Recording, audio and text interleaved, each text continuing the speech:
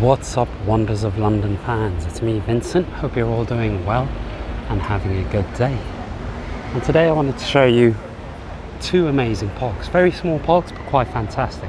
One of them is my favourite park in London, St James's Park, and the other is the Green Park. And I thought I'd show you as well, just at the beginning, the different stations that are close to all of these parks. And one of them is Charing Cross Station, which is my preferred way to get to these two parks. And in fact, we've got a dragon and a lion just there, which is quite lovely. I do love dragons, so Charing Cross. But you've got so many other things to see in Charing Cross as you make your way to the wonderful St James's and Green Parks. In fact, one of them is the Eleanor Cross that we can see over here, dedicated to Queen Eleanor. Very beautiful. And if you're a fan of the great Oscar Wilde, over here you have a conversation with Oscar Wilde right behind St Martin's in the Field Church. You actually have my favourite Oscar Wilde quote right here. This is what I'm going to suggest for us. We are all in the gutter, but some of us are looking at the stars. How cool is that? And of course, you can catch a coffee, you can grab a coffee rather, in the amazing cafe in the crypt at St Martin's in the Field before going to the park. And right here we have the entrance to St Martin's in the Field, London's hidden cafe. It's a cafe in a crypt, guys, right by Trafalgar Square and Charing Cross Station. And that's another reason this is my preferred station when going to St James's Park. You also have amazing embassies like South Africa House over there. Brilliant buskers. And Canada House right there in Trafalgar Square, where we can see the amazing fountains. Nelson's Column. South Africa House once again. St Martin's in the Field from the front. And of course the amazing free to visit National Gallery at Trafalgar Square. Also in the distance you get to see Big Ben coming back. Now the three stations I'm going to show you today are Charing Cross, where we began, Green Park Station, and also St James's Park Station. And of course you can also get there via Westminster Station in the distance over there, but we won't be going to Westminster Station. And as I said, my favourite station is Charing Cross. One of the reasons I love it is it actually has free toilets. So if you do need a toilet, you've got free toilets at Charing Cross. Whereas St James's doesn't have toilets, Westminster you have to pay, and Green Park you have to pay as well. Another thing I love about Charing Cross and Trafalgar Square is that you've got this brilliant statue of King Charles I. You can see Big Ben in the distance there again. And this statue of King Charles I looking down to where he was executed on Whitehall. And the other bit of Whitehall is actually known as Parliament Street. But he was executed at Banqueting House. But you get this lovely shot as you walk around of Nelson, Horatio Nelson, and King Charles I. Charles I is the father of my favourite king in English history, and that is of course Charles II. And in the distance over there, I love this entrance. You're going into the Mall, and it is quite brilliant. How lovely is this? Of course, they're doing a lot of work. They're turning that into a hotel, but it is still quite brilliant. On the right over here, we have Tourism Malaysia and Namibia House as well. Lots of embassies. Canada House once again in the distance over there, but it is simply phenomenal. This of course is the Admiralty Arch. Of course, it is currently closed to pedestrians. How cool of an entrance is this to St James's Park and the Mall? When it's reopened, it will be a hotel. Hopefully the pedestrians will still be able to use it, but still it is so photogenic, as you can see. But we're going to turn over here to go around the arch and enter St James's. This is still a very impressive entrance, however, to St James's. We just made our way to the backside, or the side street of the arch at Admiralty Place now. Be sure as you walk around here to look at the lamps Look at the gorgeous ironwork going through and the amazing detail on these lamps. We've got the famous winged lions, sometimes known as lamasues, in the east. And here we've arrived at the other end of the arch, taking the slightly longer route. And we're on the Mall, this sort of red road.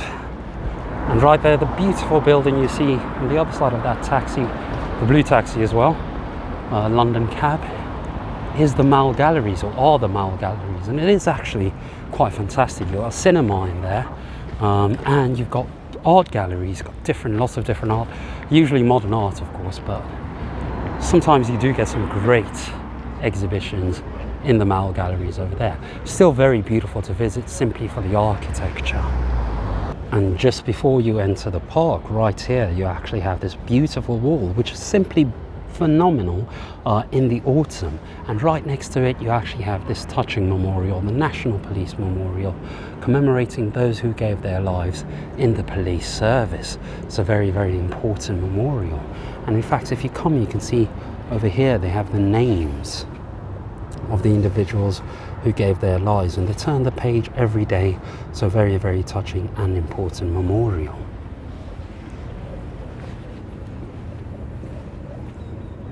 Now in this courtyard over here where you have the Horse Guards, in fact you get part of the Horse Guards parade starting over here. You do have this lovely view of the wonderful architecture. Of course you can see the London Eye in the distance, but it is so picturesque, and this is why I like coming in from the Charing Cross side. And as we turn, you see the London Eye. In fact, Henry VIII used to have a jousting contest over here back in the day, way back in the day.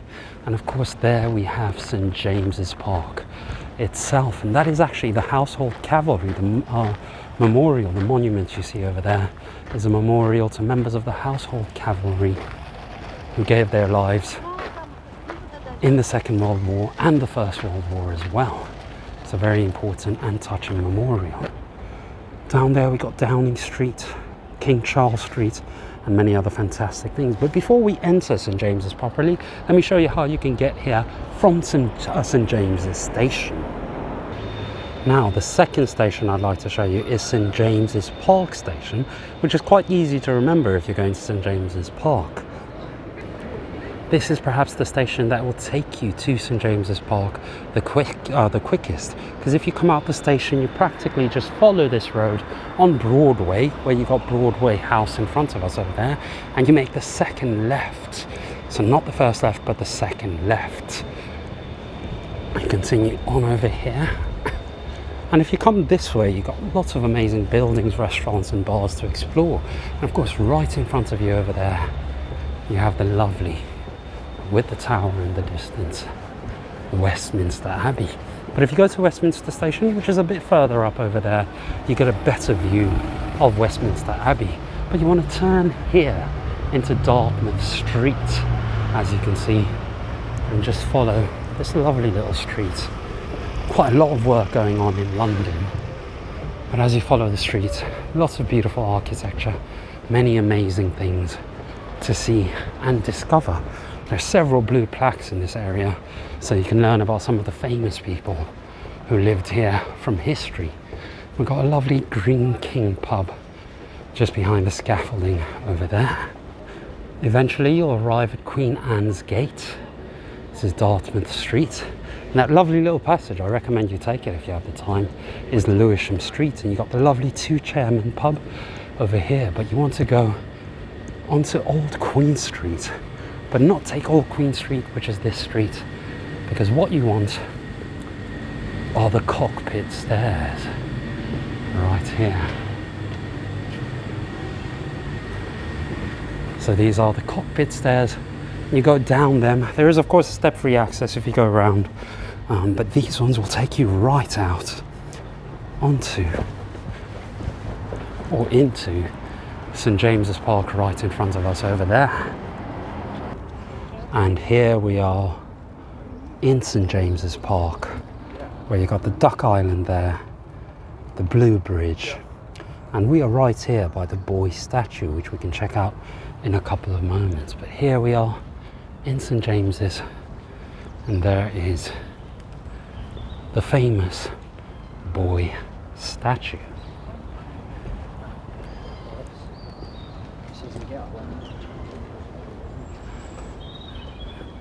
With the lovely backdrop of the architecture and the nature of St James's Park. Of course, this is my favourite park in London. And of course, have a look at these lovely views of the lake in St James's. One of the reasons I love St James's is because of the abundant wildlife there is here in St James's Park. St James's Park is one of the royal parks in London, which is quite fantastic. I recommend visiting all of the royal parks if you ever have the opportunity. Here we can see some of the geese in St James's. Hello. Now, how picturesque is this?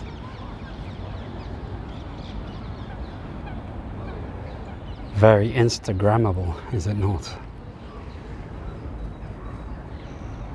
And here is another wonderful view with that lovely little cottage that I would simply love to live in. And there we have another little view of the cottage. We're going to get a better view of it in a few moments. But I just wanted to show you King Charles Street over here, where you have the HMRC and the Foreign and Commonwealth offices. Simply phenomenal architecture. And here is another wonderful view of the lake with the beautiful fountain over there. But check this out. Would you not love to live in this little cottage? This is a Swiss chatelet for a British bird keeper, which is simply gorgeous. Look at that. Your nearest neighbours are the Prime Minister, number 10, and of course Buckingham Palace, Queen Elizabeth II. How fantastic is that? It's a Swiss chalet, sorry, I always confused chalet with châtelet. But as you can see, Duck Island Cottage, Swiss chalet for a British bird keeper. How cute is this? Got your own vegetable patch. Of course, it's used for storage now. No one actually lives in there, but it'll be a lovely thing to see. Now, as I mentioned earlier, I love the wildlife in here, and in fact, you've got pelicans. And pelicans were first introduced to St James's Park in 1664 as a gift from a Russian ambassador to my favourite king in English history, Charles II, who we briefly mentioned earlier. Beautiful views. Now, the main changes to St James's Park, the biggest changes, lots of changes have happened over the years, of course, but the biggest changes to St James's Park were actually made by 3 kings. Henry VIII made the first changes. It used to be a pig farm before Henry VIII, or part of it used to be a pig farm, and then he turned it into a hunting ground. Next big changes were made by my favourite king in English history, Charles II. And then after that, got a black swan, by the way, just over there. But after that, the next big changes were made by George IV, who is also known as the Prince Regent. Now, the changes my favourite king, Charles II, made were quite fascinating. He had workmen dig up a canal in the park, which would of course eventually become this lake that we're looking at. In fact, you used to have the Tyburn Creek or Tyburn River, as some sources indicate. But His Majesty Charles II actually had a canal dug some 350 years ago for his enjoyment. And if you'd come here 350 years ago, you might be lucky and find King Charles II swimming in the canal that he had dug here in St James's Palace. How bizarre but also amazing would that be, just to see the king going for a dip? Imagine finding our Queen Elizabeth II swimming in the lake. That would be so fantastic, would it not? Now, as of making this video, we are of course in winter, but there are those many of those who dream of spring. They have a dream of spring, and we can see that dream coming through in the wonderful colours over here. I myself am dreaming of autumn, because that is my favorite season. But look at these, and just imagine how better this will be in spring and summer. It's one of the things I love, this little patch. You get so many vibrant colors of the many different flowers in St. James's. Simply a fantastic location. Beautiful, gorgeous park.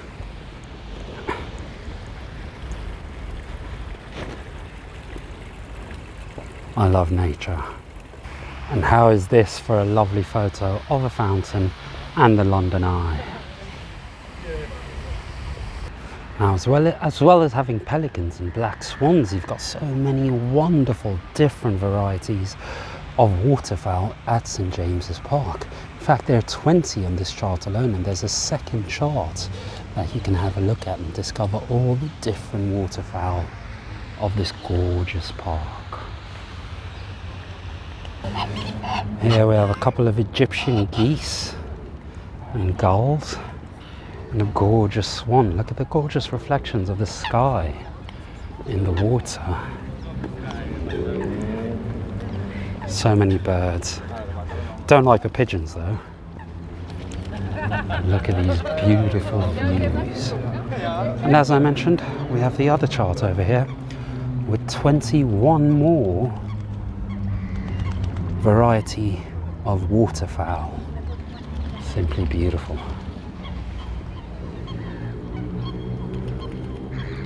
Now over there we got my second favourite bridge in London, and I love this bridge because of the view, but also because of the history of another bridge that was on this site.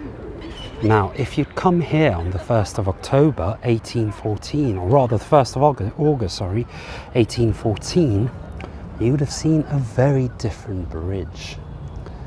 A wonderful, magnificent Chinese bridge, but that bridge caught fire on the 1st of August 1814. And of course we had George IV around that time as the Prince Regent. So it's quite sad that wonderful, gorgeous bridge caught fire and burned down into the water, and they replaced it with this simple blue bridge, but the views are fantastic. And you have views such as this of Buckingham Palace in the distance over there. We can see the Victoria Memorial with the golden angel atop it. Well, how beautiful is this? And this is not all. We also have this magnificent view from the bridge. Got the London Eye, the Shard, Whitehall Place, the Horse Guards Hotel. Simply majestic. St. James's Park gets its name from St. James's Palace, which is the palace on the other side of these wonderful gates. We're back on the Mall, where you get a wonderful view of Buckingham Palace. But if you come during the week, you have to wait for the Green Man to cross over to the other end. Now we're just leaving the park momentarily so we can get this gorgeous view from the Mall of Buckingham Palace, but so we can get a look at St. James's Palace itself. So let's head on this way. Now if you come onto Marlborough Road in the city of Westminster, that is where you will find the beautiful St. James's Palace. Henry VIII originally had this built as a hunting lodge, because of course he turned what we know today as St. James's Palace, St. James's Park rather, into a hunting ground. So the palace over here with the lovely Tudor brickwork has its origins as a hunting lodge, which is pretty cool. But today it is the beautiful St. James's Palace.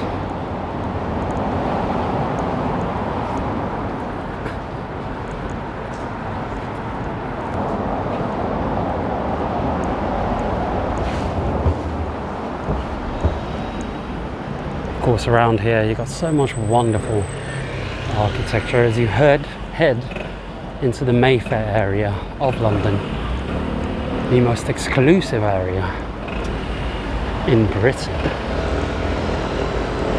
Down there you got the Green Park, which we shall check out momentarily. And have a look at this beautiful entrance to St James's Palace and the lovely clock of St James's Palace itself. We're now on Pall Mall,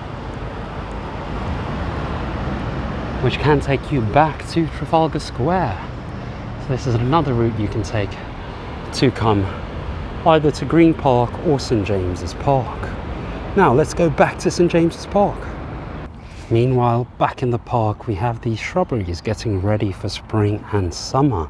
And of course, main changes to the park, or the main modern changes that we see, were made for the Prince Regent, who was later George IV, my second favourite king in English history. And these changes were made by the architect known as John Nash.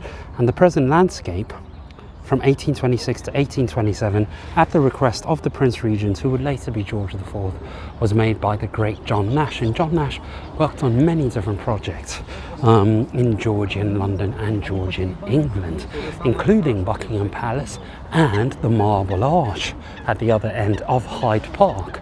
Now, ahead of us over there, we're getting our first views, or second views, because we got to see it a bit from the bridge, of Buckingham Palace, and John Nash worked on that, as well as the Marble Arch. And the Marble Arch was originally an entrance to Buckingham Palace, and it actually stood here for 17 years as an entrance to Buckingham Palace before being moved to its current location close to Oxford Street. Now, John Nash, while being a great architect, was never able to actually finish his work on Buckingham Palace or the Marble Arch, because after the death of George IV, John Nash was fired from the project for having spent too much money on Buckingham Palace and the Marble Arch. Buckingham Palace, which we can see coming into view, was eventually completed by the architect Edward Blore. Now, before going to have a proper look at Buckingham Palace, I thought I'd show you this wonderful view across the water in St James's Park. It is one of my favourite views, so photogenic, picturesque, beautiful. And here's another wonderful view with some of the city buildings slowly coming into view over there. And right here by the West Africa gates, we get a wonderful view of Buckingham Palace in all of its glory, and the Victoria Memorial right in front of it. There is the beautiful palace. It used to be Buckingham House, and then John Nash was hired to turn it into Buckingham Palace. Then it was completed by Edward Blore. And of course, this is St James's Park and the Green Park. And if we go to the left, or right rather, apologies, we have the Green Park. Let's go explore Green Park, guys. As we slowly approach Green Park, here's another wonderful view with an amazing sky of the Victoria Memorial and Buckingham Palace. We have firmly left St James's Park and are going to the amazing Green Park, and of course the amazing centerpiece of these parks, and Hyde Park, because Hyde Park is technically behind Buckingham Palace. The amazing centerpiece of these three parks is the wonderful Buckingham Palace we're looking at over there. But to our right, I got it right this time, are the wonderful Canada gates. Have a look at these beautiful gates, guys.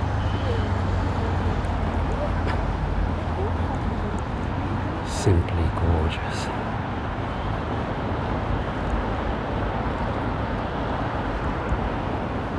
And there's so much detailing going on in these gates. As we get closer, look closely. Behind them is the Green Park.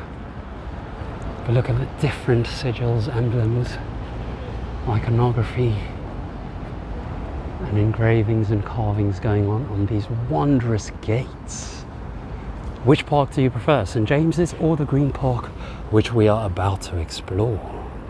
Now, right by the Canada gates, we have the Canada Memorial. Right here, Memorial du Canada, lest we forget to whom this memorial is dedicated. And of course, it's both in English and French. And it was designed by the sculptor Pierre Grange and unveiled by Her Majesty Queen Elizabeth II in 1994. And it is dedicated to the nearly 1 million Canadian and Newfoundland men and women who came to the United Kingdom to serve during the First and Second World Wars. And many there are more than 100,000 brave Canadians and Newfoundlanders made the ultimate sacrifice for peace and freedom. And this is a memorial to remember those Canadians and Newfoundlanders who came and fought here, and also those who gave their lives in both war efforts. Very touching memorial. As a mark of respect, you often see people climbing it, but I always like to say, please do not climb the memorial as a mark of respect.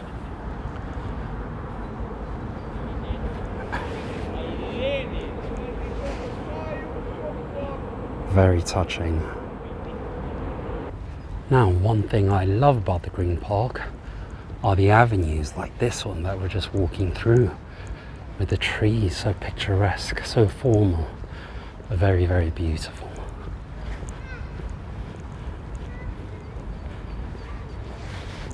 And of course, the Green Park gets its name from the predominant colour in the park, which is green.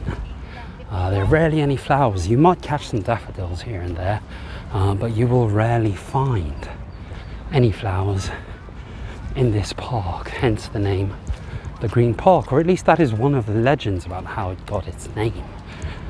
A fascinating legend about this park has to do with my favourite king in English history, Charles II. And Charles II was a very naughty king.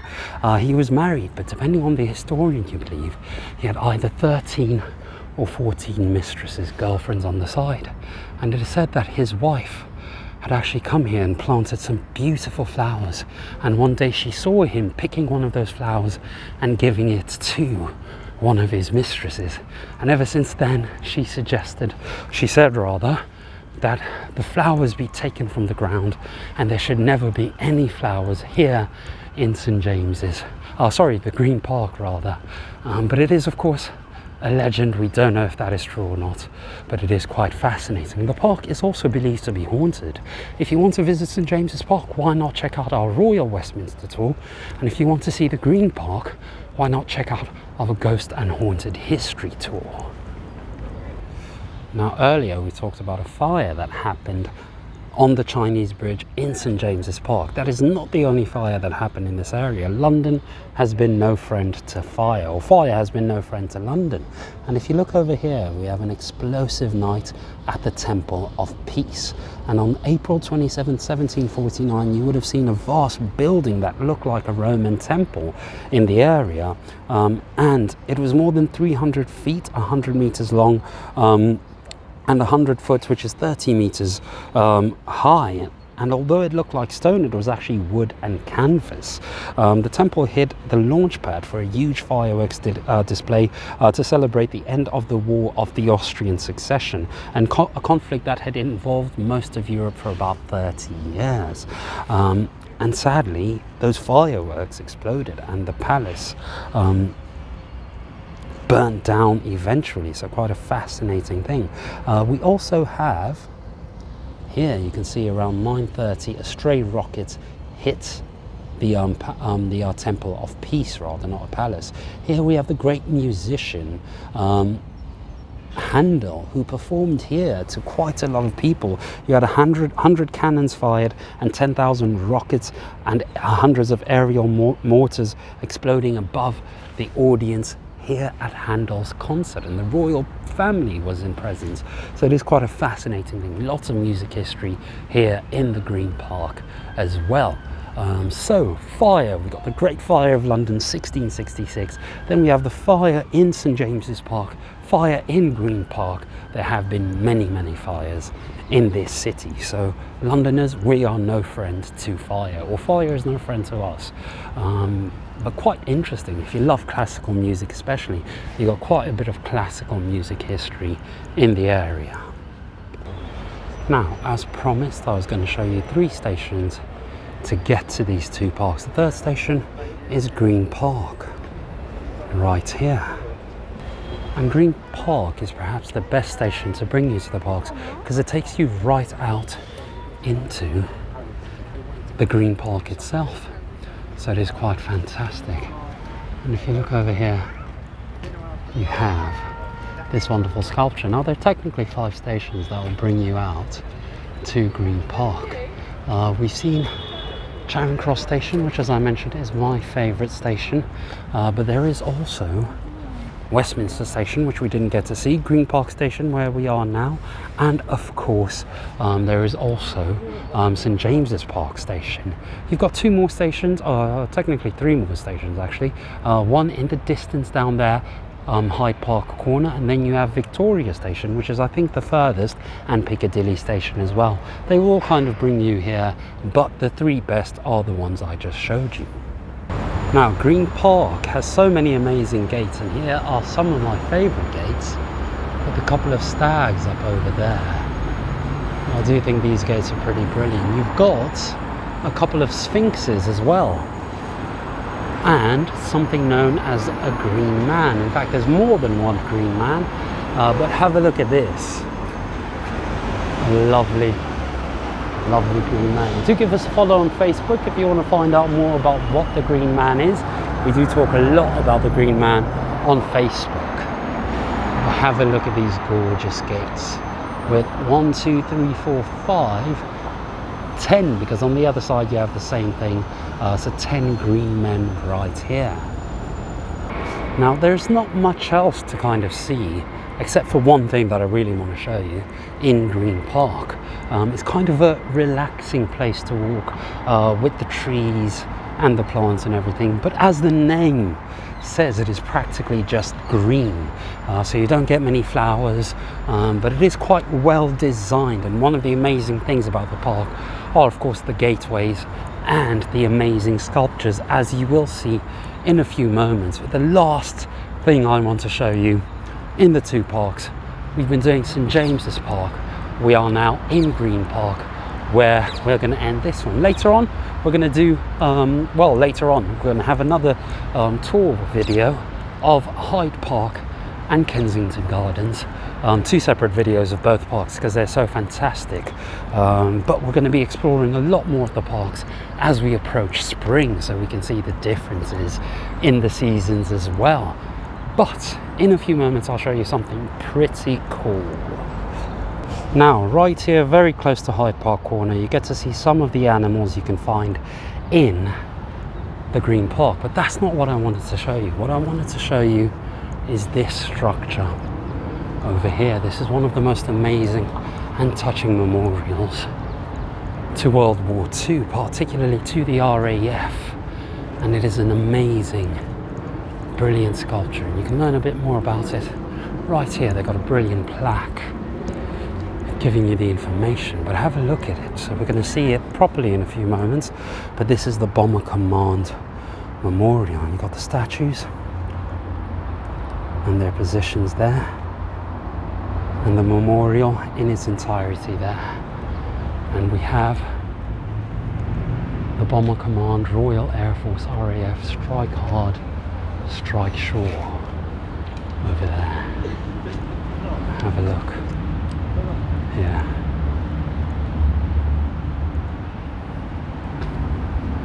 At this amazing memorial to the bomber squad and the RAF. Her Majesty Queen Elizabeth II unveiled this memorial on the 28th of June in the year of her Diamond Jubilee in 2012. And of course we've got a couple of quotes right here. The fighters are our salvation, but The bombers alone provide the means of victory. Winston Churchill, September 1940. If we come over here, we have another inscription. The memorial is dedicated to the 55,573 airmen from the United Kingdom, British Commonwealth and Allied nations who served in the RAF Bomber Command and lost their lives over the course of the Second World War. It's a very touching, very beautiful and amazing memorial right here. And of course, as I mentioned, one of the close stations is Hyde Park Corner. And if you're only coming for this memorial, then the best station for you is of course Hyde Park Corner. And here we got a quote from Pericles: "Freedom is the sure possession of those alone who have the courage to defend it." So some very powerful quotes and inscriptions here at the Bomber Command Memorial. I've been Vincent. I do hope you've enjoyed this video. Remember guys, if you want to discover more of London and sometimes beyond, give us a like, give us a follow. Follow us on the other socials. We are on TikTok, Instagram, and we do a lot of videos on Facebook, so do give us a follow over there. But I hope you've enjoyed it here on YouTube. Hope you have a lovely rest of your morning, afternoon, evening, etc. And of course, give us a subscription if you want more amazing videos of London. Bye.